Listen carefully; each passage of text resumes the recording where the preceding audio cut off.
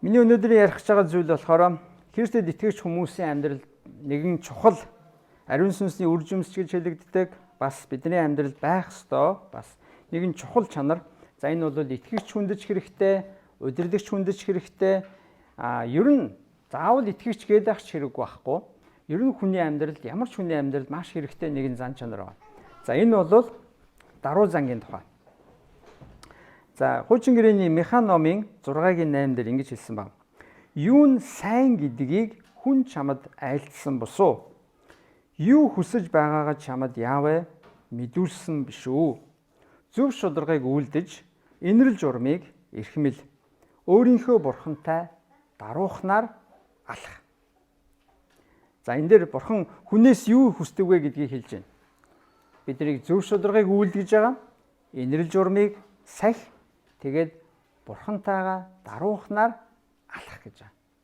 За энэ юу гэсэн үг вэ гэвэл бурхантайгаа ойр бай гэсэн үг. Тэгэхдээ зүрсгэлээ даруй байлга, зан чанараа, амьдралаа даруухнаар авч яваа гэж хэлж байна.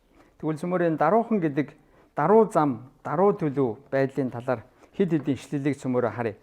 За сургаал үгийн 11:2 дээр ийм үг байгаа. Бардам занг ичгүүр дагалднаа. Даруй занд ухаан оршино. Би дахиад хэлье. Бардам занг ичгүүр дагалдана. Даруй занд ухаан оршино.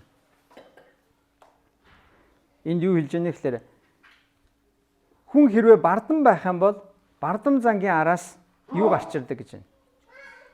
Ичгүүр буюу тэр хүн өөрөө эвгүй байдалд орох, олны өмнө нүүр улаах, олны өмнө нэг тийм жоохон эвгүй байдлаар шараа болох гэх юм уу, нэг тийм ичгүүртэй нэг олноос зугтмар тийм байдалд ордог. Харин даруй замтай байх юм бол даруй занд юу гэж байна? Ухаан оршно гэж. Даруй занд ухаан байдаг юм аа. Даруй занд мэрэгэн ухаан байдаг юм. Даруй занд чинь төлөвшил байдаг юм аа гэж хэлж. Тэгэхээр би бол ингэж боддог. Ер нь төлөвшсөн хүний нэг маш том чанар юу вэ гэвэл даруй зан гэж боддог. Төлөвшсөн хүний маш том чанар бол даруй зан. Хэрвээ даруй биш бол миний хувьд тэр хүнийг би төлөвшсөн хүн гэж үнэлэхэд аюу хэцүү. Даруй биш бол тэр хүний үгнээс нь, тэр хүний зам байдлаас нь, тэр хүний бие авч явж байгаа байдлаас нь нэг бардам, сагсуу, онгороо, дээрлэх үү, ихэрх үү, бардам тийм үнэр, үг, хандлага ажиглагдах юм бол за энэ хүн арай л төлөвшөөгүй л байгаа юм байна да. Хуу хүнийхээ хувьд, за итгэгч хүний хувьд гэвэл итгэлийнхаа хувьд ч гэсэн төлөвшөөгүй л байгаа юм байна да гэдэг зүйлийг би бодоод байдаг. Тэгэд та нараа маш олон энэ телевизийн нөгөө шоу нэвтрүүлгүүд болдог шүү дээ. Ялангуяа барууныхны тэгээд ингээд хүмүүсээс асуудаг. Чи өөрийгөө төрүүлнэ гэж бодож байна уу гээл Тэгэхээр маш олон нэг тийм одоо нэг өөрөөрөө дүүрсэн хүмүүс юу гэж хэлдэг гэхээр би бол чадна гэж бодож байна. Би бол ялна гэж бодож байна гэдэг амар бардам хэлдэг.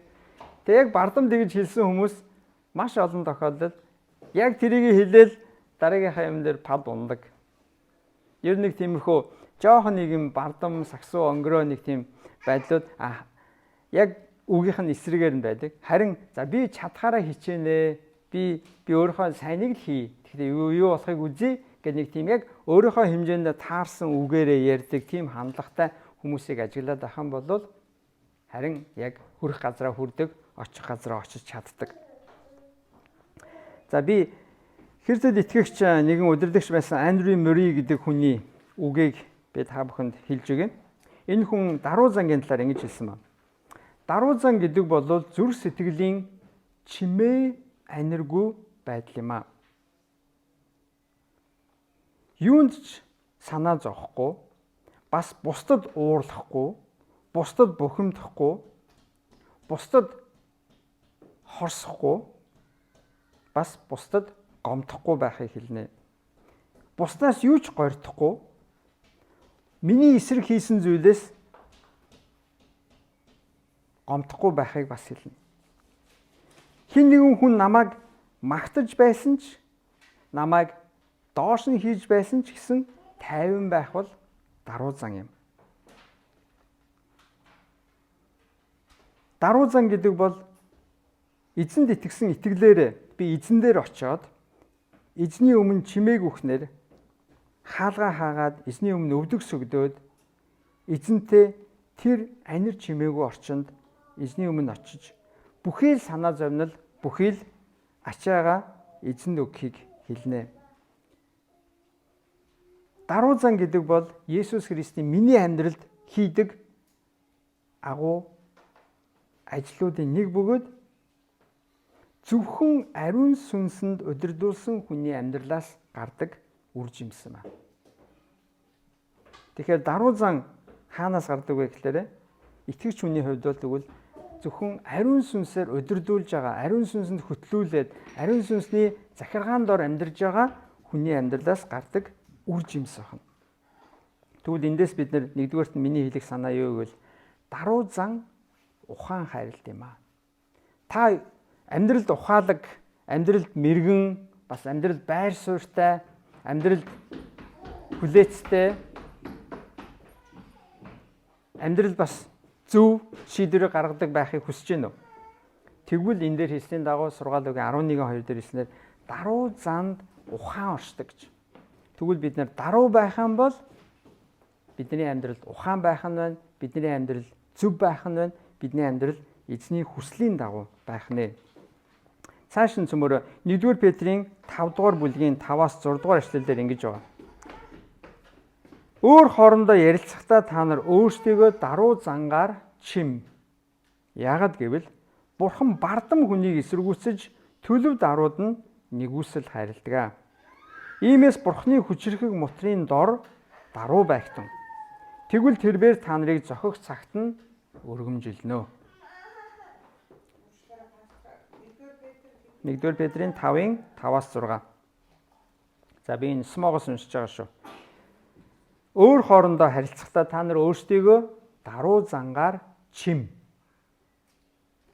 Хүмүүс та нар бид нар хоорондоо ярилцахдаа хувцсаараа чимхээс гадна ямар зангаар бие бинийгээ чим гэж байна. Ямар зангаар би өөрийгөө чимээд хүн дээр очно гэж байна. Би даруй зан гэдэг хувцсыг өмсөөд, даруй зан гэдэг хандлагыг өмсөөд, даруй зан гэдгийг бүр харагдахаар, үнэртэхээр, мэдрэгдэхээр болгоод даруй байдлаар биеиндээ та нар харьцаарай гэж байна. Яагаад гэвэл энэ дээр маш тодорхой шалтгаан байна. Бурхан бардам хүнийг эсэргүүцэж төлөв дарууд нь нэгүсэл хайрладаг. Бурханаар эсэргүүцэж, Бурханаар бас дэмжүүлнэ гэдэг ямар нэг талдаа аимшигтай, нөгөө талдаа бас ямар том ивэл вэ? Бурхан тэгвэл ямар хүнийг эсэргүүцдэг гэж байна? Бардам хүнийг. Хэрвээ бид нар бардам байх юм бол Бурхан эсэргүүцнэ. Бурхан биднийг онгороо бардам сагсуу байх юм бол унгаан бүдрүүлнэ. Бид нар тэр бардам зангийнхаа шангаач хүртэн Бурханч дээрээс нь эсэргүүцнэ. Тэгвэл Бурханыг эсэргүүцэж амьдрна гэдэг ямар аимшигтай вэ? Харин тэгвэл төлөв дарууд нь Бурхан нэгүсэл хайрладаг гэж. Төлөв даруй хүнд Бурхан нэгүслээ өгдөг. Нэг өсөндөө тэр хүн амьдралыг туулах нэгүсэлтэй байна. Амьдралыг туулах төвчээртэй байна. Амьдралыг туулах хамгаалт, ерөөл, ивэл тэр хүний амьдрал дээр байна гэсэн үг. Тийм учраас Бурханы хүчрхэг мотрын дор даруй байгтан. Тэгвэл Бурхан та нарыг зохих цагт нь өргөмжлөө гэж. Энэ дээр бүр даруй зангийн тухай 2 удаа хэлсэн шалтгааныг бидэнд хэлж өгж байна. Тэгвэл эндээс бид миний хэлэх 2 дахь санаа юу вэ гэвэл даруй зан бусдыг өргөдөг зан. Даруй зан бол бусдыг өргөдөг, бусдыг дэмждэг, бусдыг дээш нь татдаг, бусдыг дэмэндэг тийм зан. Өөрийгөө биш, харин бусдыг. Сургаалт үгийн 11:2 дээр юу гэлээ түрүү? Даруй зан бол ухаан хайрладаг гэсэн. Амьдралын ухааныг өгдөг, мэрэгэн ухааныг өгдөг, хүнд байр суурийг, буур суурийг өгдөг мэрэгэн даруй зан. Тэгвэл 2 дугаарт нь энэ дээр хэлснээр даруй зан тэгвэл бусдыг өргөдөг зан. Бусдыг хайрладаг, дэмждэг, тэтгэдэг зан бол даруй зан. За цааш нь сургаалт үгийн 22-ын 4 дээр юм ба. Яавегаас имэж даруй байхын шагнал нь алдар хүнд эд баялаг, ам амьдрал юм а. Яавагаас имэж даруй байхын шагнал нь алдар хүнд эд баялаг, ам амьдрал. Хүн даруй байвал Яавагаас Бурханаас имэж Бурханы өмнө даруухан байх юм бол шагнал нь юу вэ? Алдар хүнд эд баялаг, ам амьдрал. Бурхан өөрөө даруй хүнийг өөрөө шагнадаг гэсэн үг. Бурхан өөрөө тэр хүний амьдрал хэрэгтэй зүйлийг өгдөг. Тэр нь материалыг зүйлч бай, материалыг бус зүйлч бай. Тэр зүйлийг Бурхан өөрөө даруй учраас тэр хүнийг Бурхан өөрөө шагнадаг. Матай 23:12 дээр ингэж байна. Өөрийгөө өргөмжилдэг хүн дарагдаж, өөрийгөө даруй байлгагч хүн өргөмжлөгдөнө гэж. Өөрийгөө өргөмжилдэг буюу бардам монгороо сагсуу хүн бол яана гэж байна. Дарагдана. Бурхан тэрийг дарна, өөрөө зананч тэр хүнийг доош нь татна. Харин өөрийгөө даруй байлгагч хүн өргөмжлөгдөнө. Тэгээ түрүүний бид нар 1-р Петрийн 5 дээр бас харсан тийм. Бурхан бардам хүнийг эсэргүүцдэг, даруй хүнд харин нэгүсэл хайрладаг. Тийм учраас даруй зан биднэрт нэгүсэл, өргөмжлөл авчирдаг гэдгийг ойлгох. Гэхдээ өргөмжлөл нь өөрөө зориг биш. Тэгээ би өргөмжлөгдөхийн тулд байна гэх юм бол харин буруу болчихно. Би зүгээр л даруй байх хэрэгтэй гэсэн үг. Би Бурханы хүчрхэг мотрын дор би даруухан байх юм бол Бурхан өөрөө тэртээ дэргүй өргөмжлөх цагт нь өргөмжлөн, хангах цагт нь хангана. Бурхан хийх юмаа миний амьдрал тэртээ дэргүй хийн. Зүгээр л би даруухан л байх хэрэгтэй гэсэн үг. Яаковын 4:6 дээр яг саяны ишлэлийг бас давтсан байдаг. Бурхан бардамыг эсэргүүцэж дарууд нэгүсэл өгдөг гэж байна. Бурханд итгээгүй эсвэл өөртөө итгэж найдаж амьдрдаг хүний хандлага яг энд ярьж байгаа зүйлийн эсрэг байдаг. Би өөрөө өөртөө л итгэж, би өөрөө өөртөө л найдаж л те өөрөө өөрийгөө л би авч явах хэрэгтэй шүү дээ. Би өөрийгөө л одоо өргөхгүй болвол хинч намайг өргөхгүй, хинч намайг тийхгүй ингэхгүй гэж боддог. Гэтэл үнэндээ харин даруй хүн өргөмжлөгддөг, бардам хүн Бурханы эсэргүүцэлтэй тулдаг. Бид нар бардам байх юм бол Бурхан хан гаргаж ирнэ. Бид нар хан мөргөөл унаад байна гэсэн үг. Эсвэл нэг нөхрөө унаал байна гэсэн үг. Бүдэрч унаал байна гэсэн үг. Харин даруй байвал Бурхан нэгүслийг өгдөг. Тэгээ бас зохих цагт нь Бурхан өргөмжлөнө. Филиппой 2:3-4 дээр байгаа ишлэлийг цөмөр хамтдаа уншъя. Филиппой 2-ын Филиппойтойхон бичсэн загтлын 2:3-4 дээр ингэж байна. Юугч амин санаач санаархал эсвэл ихэрхэг зангаар бүүхий.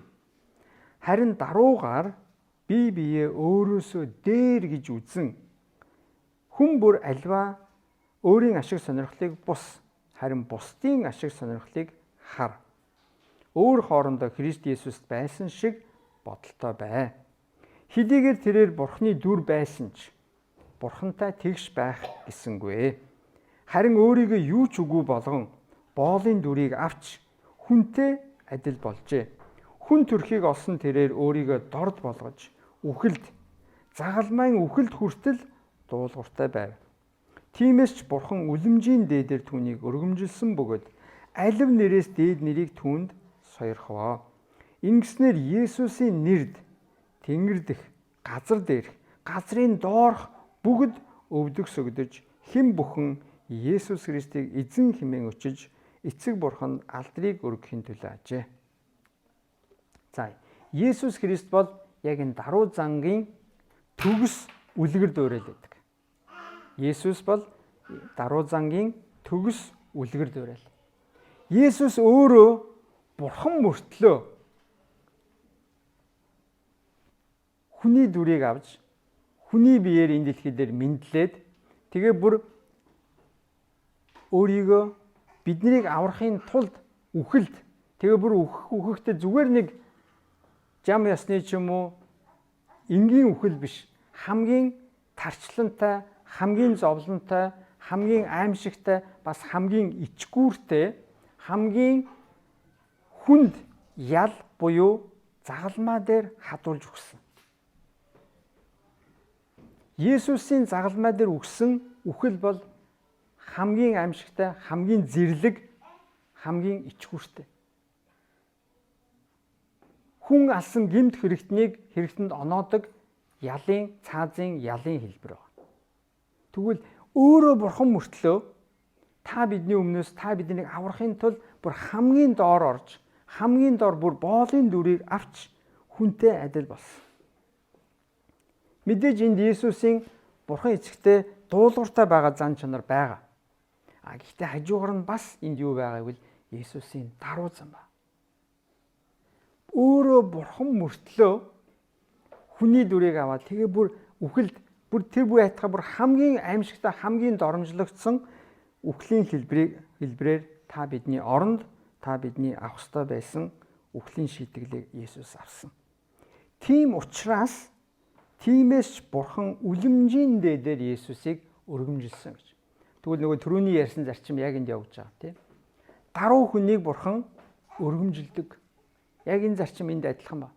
Есүс өөрөө даруй болсон учраас, Есүс өөрөө дуулууртай байсан учраас, Есүс өөрөө миний хүслээр бишээ, таны хүслээр болог гэж өөрийгөө даруй болгосон учраас бурхан эцэг Есүс Христийг үлэмжийн дээдээр бүхнээс дээдэд өргөмжилсөн гэж.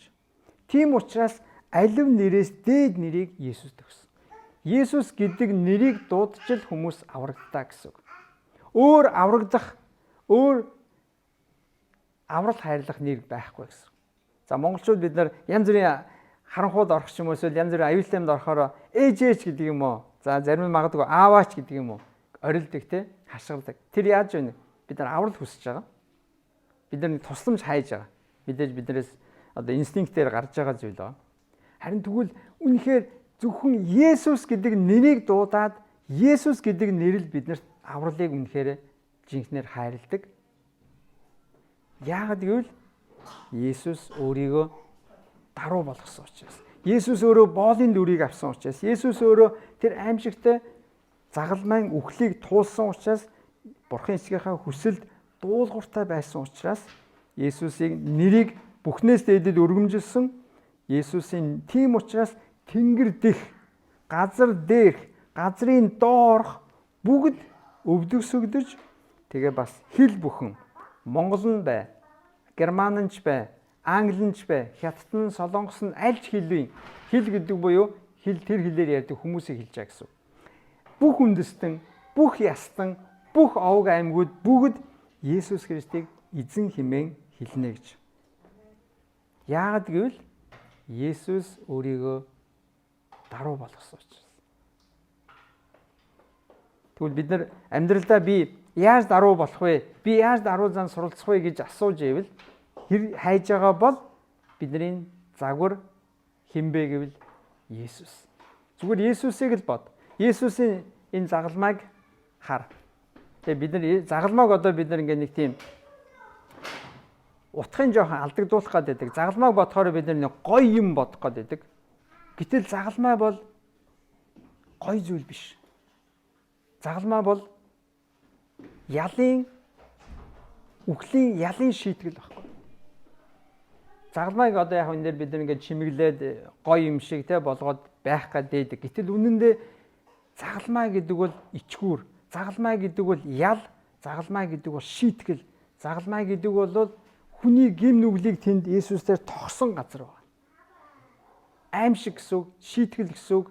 Харин тэр бүхнийг Есүс бидний өмнөөс туулсан учраас бид нар загалмайг харахдаа Есүс миний өмнөөс юу туулсан бэ гэдгийг л бодож явах хэрэгтэй. Тэрнээс биднэрт нэг гоё юм чимэглэл болгоод тэ нэг гоё байдгийн гэдэг бол сайхан яг зөв утгаар бид нар ойлгохгүй байна гэсэн үг. Харин загалмайг бид нар бодохдоо юу гэж бодох хэрэгтэй вэ?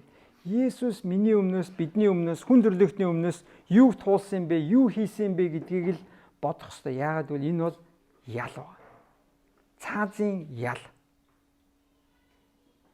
Есүс өөрийгөө тийм даруй болгосон гэсэн. Есүс өөрийгөө тийм дуулууртай болгосон гэсэн. Тийм учраас Есүс бол бидний даруй зангийн төгс үлгэр дуурайл юм аа. Тэгээд Дихан гэдэг нэгэн хүн даруй зан гэдэг бол бид нэр үргэлж залбирах ёстой зүйл. Гэхдээ хизээч би авчихлаа гэдэг зүйл биш ээ гэж хэлсэн ба. За би даруй болчлоо л гэж бодож байгаа бол уучлаарай, болоогүй л байна гэсэн үг. Бид нар үргэлжил даруй байхын төлөө залбирах ёстой, үргэлжил хичээх ёстой. Гэхдээ хизээч за би одоо нэг даруй болчлоо гэж бодох зүйл биш ээ гэж. Тийм учраас энэ бол бидний амьдралын туршид байх ёстой зүйл.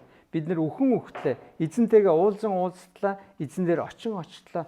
Би Есүсийн үлгэр дуурайлыг, Есүсийн үзүүлсэн загварыг, Есүсийн шаблоныг бид нар дуурайх ёстой. Яагаад гэвэл Есүс үнэхээр хамгийн өөрөө бурхан мөртлөө хүн болоод тэгээд тэр загалмайн аимшигтай үхлийг ичгүүр, ял, шийтгэл, зодуур, ташуурдуулалт тэр бүгдийг та бидний өмнөөс туулсан Есүс эзэн. Тэгээ би хэлсэн санаануудаа дахиад дүгнээд хэлье. 4 зүйл байгаа.